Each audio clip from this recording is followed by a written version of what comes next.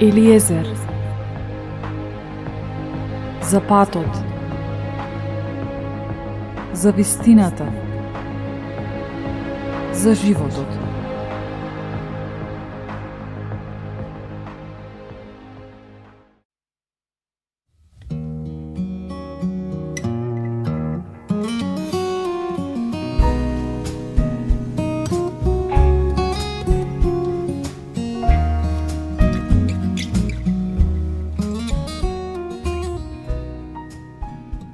Да не го трошиме животот залудно, да не го трошиме нашето време залудно. Еден од начините како можеме да си го трошиме времето залудно е правење работи што не му се важни на небесниот татко, само за да се остави впечаток кај луѓето. Нашите мотиви не се оно што го правиме, туку зошто го правиме оно што го правиме, а тоа е всушност делот за кој Бог најмногу се интересира. Во ова издание на Елиезер ја разработувам темата за нашите мотиви како фактори за вистински успех.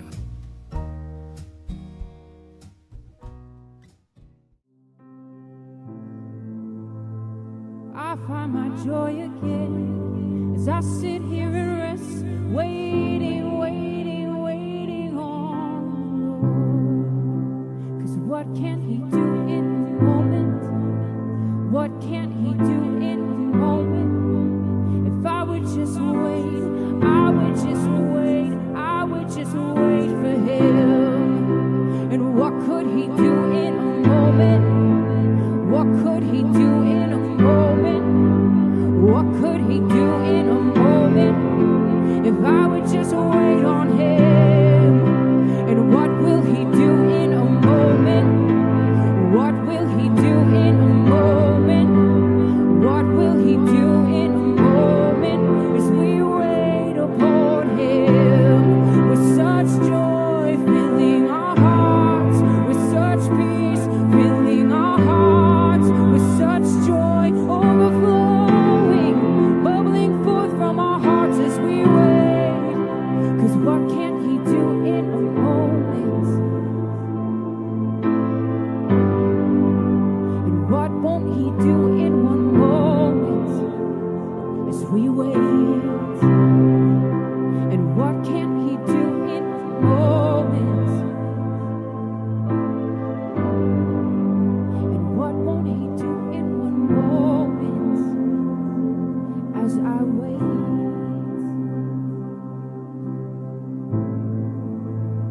'Cause what can take me years will only take you a moment. So I'll wait on You, trusting and believing,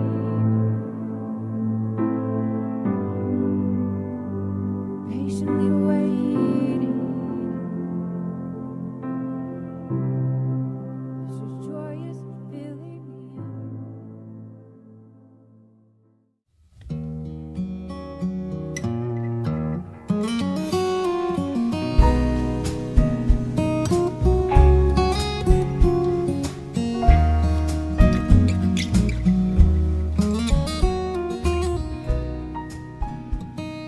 Некој од нас, како дете, составувал мозаика, а можеби и како возрасен. Ќе го земам мозаикот како пример. Кога имаме визија да направиме нешто, било тоа да е бизнис или некоја задача, учење, унапредување и така натаму, сето тоа е врз сликата, односно имагинацијата. Представата што имаме за тоа.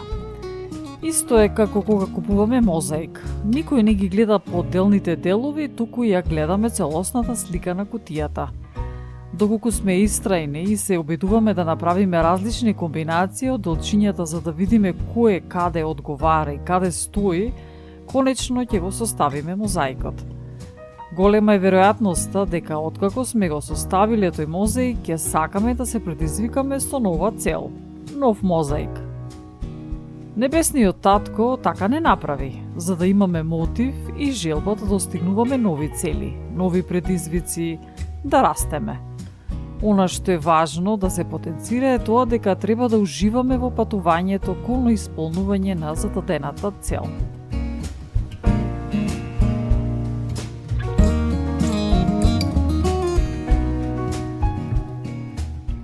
Доколку не уживаме во патувањето, постои можност поголемиот дел од нашиот живот да го поминеме изфрустрирани. Во најмала мера од секое патување добиваме искуство. Исто како што аплицираме за одредена работна позиција и на интервјуто го прикажуваме нашето искуство, така и Небесниот Татко сака да имаме искуство.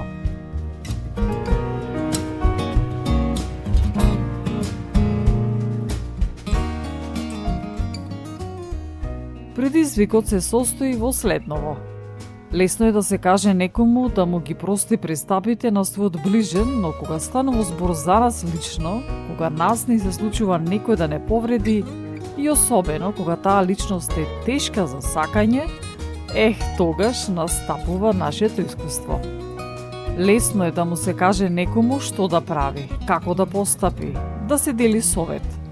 А колку е тешко истото да го имплементираме ние, нели?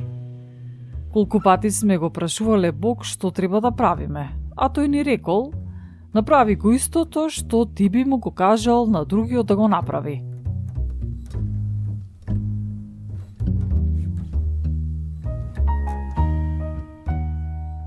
Така што Бог ни дава слика, представа за тоа што треба да направиме, а со тоа ни дава мера на вера што ни е потребна само нам за да го постигнеме тоа, како што пишува во послание до Римјаните 12 глава.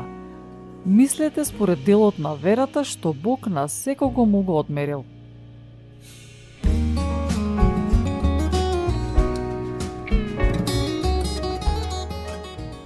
Што ми отвориме кутијата и ги стуриме сите делови од мозаикот, изгледа невозможно како ќе ги составиме и како ќе ги поставиме на точното место во мозаикот.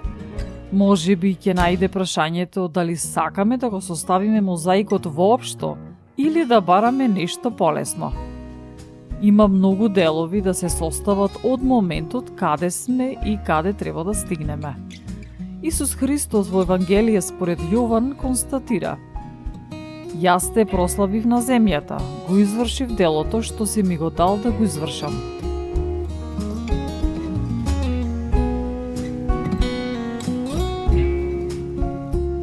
Дали сакаме да бидеме извршители на она што сме го започнале? Јас велам да.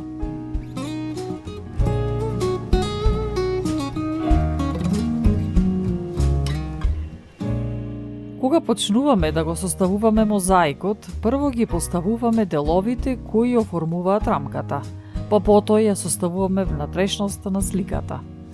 Понекогаш некој делче едноставно не се вклопува никаде, или пак некој делче упорно сакаме да го втурнеме и сместиме на место кое не е вистинското. Зарем не е така? Да ги споредиме тие делчиња со некои состојби во нашиот живот, ќе видиме дека на вистина се такви. Дека се случува некоја случка или настан едноставно што не се вклопува во нашиот живот. Или пак некогаш упорно се обидуваме да се вклопиме некаде, а токму напротив, местото нас не ни е таму.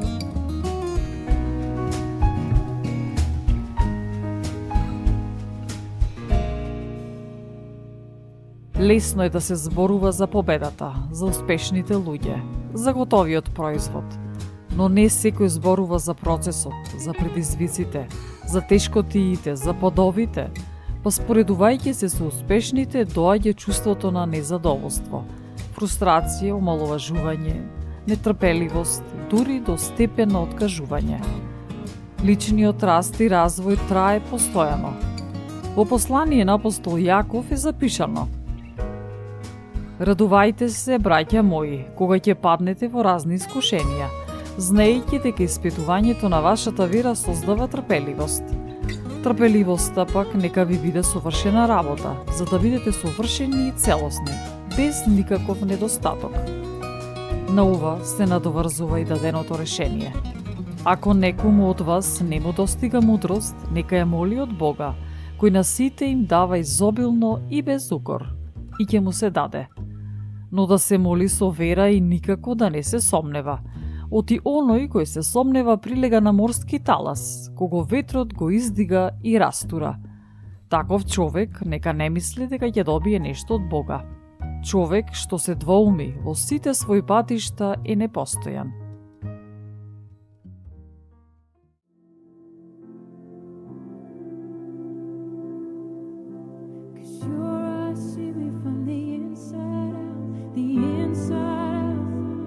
Your heart, it holds me. Oh, I have no doubt, I have no doubt that your eyes see me from the inside out, the inside out. Your heart, it holds me. Oh, I have no doubt, I have no doubt that your eyes see me from the inside out, the inside out. Your heart, it holds me. Oh, I have no doubt, I have no doubt that your eyes see me from the inside out, the inside out. Your heart, it holds me. Oh, I have no doubt, I have no doubt that you see me and you know me.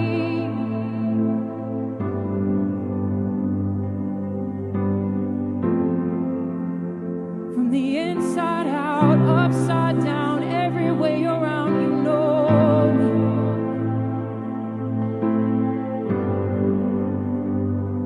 You know me.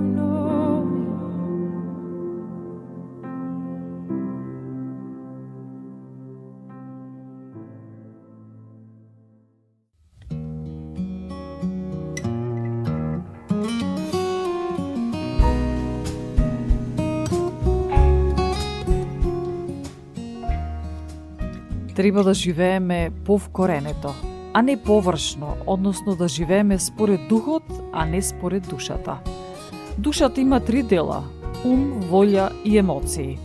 Таа не ни кажува ништо за Бог, туку за нас. Умот ни кажува што мислиме, волјата ни кажува што сакаме, а емоциите ни кажуваат што чувствуваме. А Бог сака да живееме според духот и сака да стигнеме до степен до кој ќе живееме според она што Тој го кажува, без оглед на нашите мисли, волја и чувства. Имено во послание до Римјаните 8 глава стои: Оти оние кои живеат по тело мислат за телесното, а кои живеат по дух за духовното. Телесното мудрување е смрт, а духовното мудрување – живот и мир. Бидејќи телесното мудрување е непријателство против Бога. На законот Божји тоа не му се покорува, ниту пак може. А оние кои живеат по телото не можат да му угодат на Бога.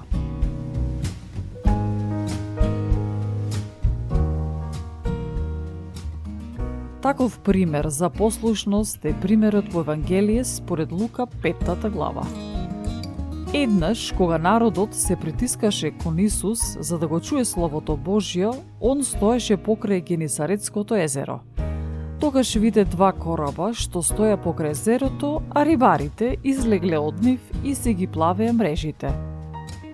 Како влезе во еден од корабите кој беше на Симон, го замоли да се оддалечи малку од брегот, па седна и го поучуваше народот од коработ.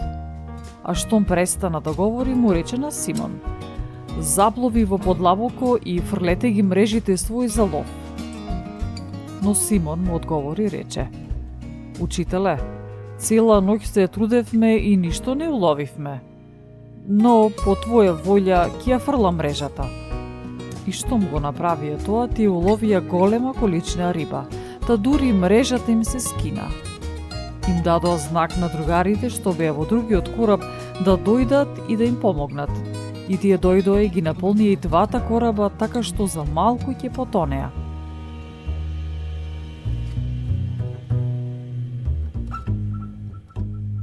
Може да се заклучи дека и покрај, според Петар, бесмисленото спуштање на мрежите во морето и она што го поминаа во текот на ноќта, послушноста на Петар даде резултати. Така и за нас. И покрај нашите мисли, емоции, желби, најважно е да бидеме послушни на Господовиот глас, без оглед на тоа колку болно и тешко може да изгледа.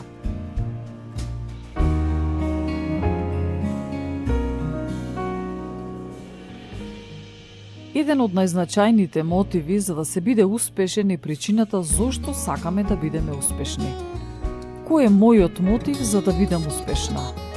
Дали од себични причини, да си докажам себе си дека можам и дека тоа ќе ми биде критериум за среќен живот? А на ова може да се додаде и причина плюс, да им докажам на другите дека сум поуспешна од нив. Или сакам да бидам успешна и на тој начин да им помогнам на другите и со тоа да ја реализирам мојата од Бога дадена мисија.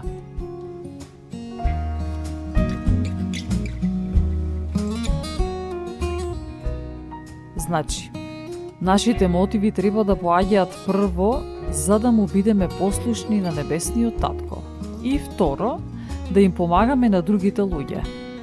Доколку овие мотиви не се во нас, тогаш потребна ни е промена, обновување на умот, како што нагласува во посланието Ефесјаните.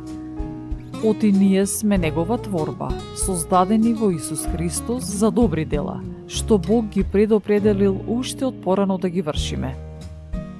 Да го отфрлите од себе стариот човек според вашето поранешно живење, кој се распаѓа во измамливи желби, да се обновите со духот на својот ум и да се облечете во новиот човек, создаден според Бога во правда и светост во вистината.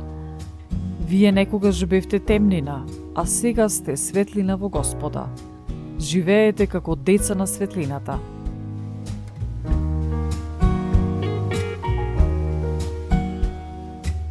Еве, како домашна задача нека ни биде следново.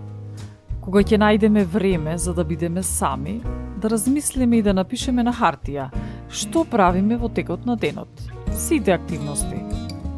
Потоа да се запрашаме зошто го правиме тоа. Токму тука стојат нашите вистински мотиви. Зошто ги правиме нештата што ги правиме. А тоа е единствениот дел што небесниот татко го интересира.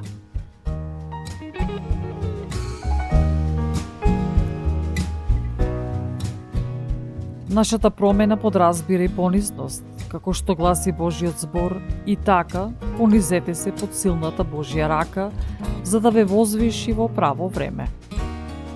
Ако не се понизиме доброволно, тоа ќе го направи тој, а мора да се биде реален и искрен. Поболно е кога тој го прави тоа наместо ние доброволно. Доколку не сме понизни, успехот може да биде опасен. Зошто? Затоа што постои можност да почнеме да мислиме дека нашиот успех се должи на нас, на нашите можности, нашето постоење без небесниот татко, дека ние сме богови над се, а уште полошо, да мислиме дека сме подобри од другите луѓе, а тоа отвора врати за да ги омаловажуваме другите, со мислењето дека не се толку важни колку што сме важни ние. Така се развива гордоста. Во послание до Ефесјаните јасно стои: Бог, богат со милост, поради големата си љубов со која не засека, иако бевме мртви поради гревовите наши, не оживе со Христос и не воскресна со Него и постави на небесата во Христос Исус, за да им го покаже на идните векови преизобилното богатство на својата благодат во добрина кон нас, преку Исус Христос, зашто по благодат сте спасени преку верата, и тоа не е од вас, Божји даре, не е од дела, да не би некој да се пофали.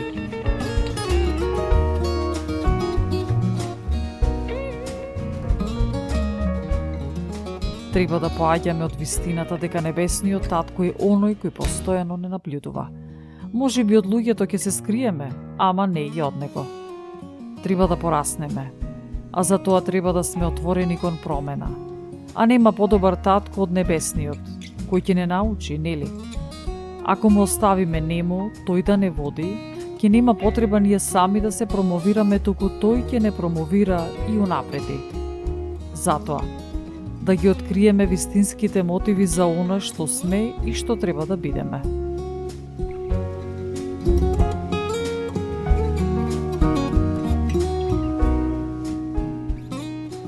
Драги слушатели, се молам Бог на нашиот Господ Исус Христос, Отецот на славата, да ви даде дух на мудрост и откровение за да го познаете и да ги просвети очите на срцата ваши, за да увидите во што се состои надежта на повиканите од Него, колкаво е богатството на славата од наследството Негово во светиите и колку е неизмерна величината на Неговата сила во нас, кои веруваме преку дејството на Неговата крепка сила. Таа сила Он ја покажа во Христос, кога го воскресна од мртвите и го постави од својата десна страна на небесата. Повисоко од секое началство, власт, сила и господство и од секое име, со кое се именуваат не само во овој свет, туку и во идниот. И се му покори под неговите нозе и го постави глава над сите во црквата, која е негово тело, полното на оној кој исполнува се во се.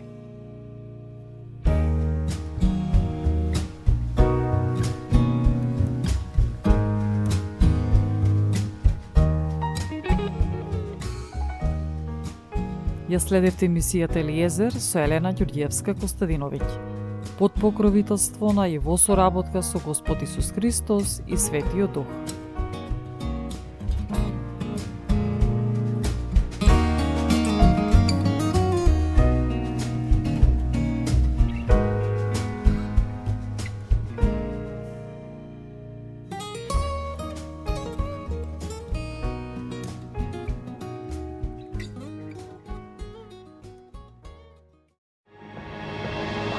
Eliezer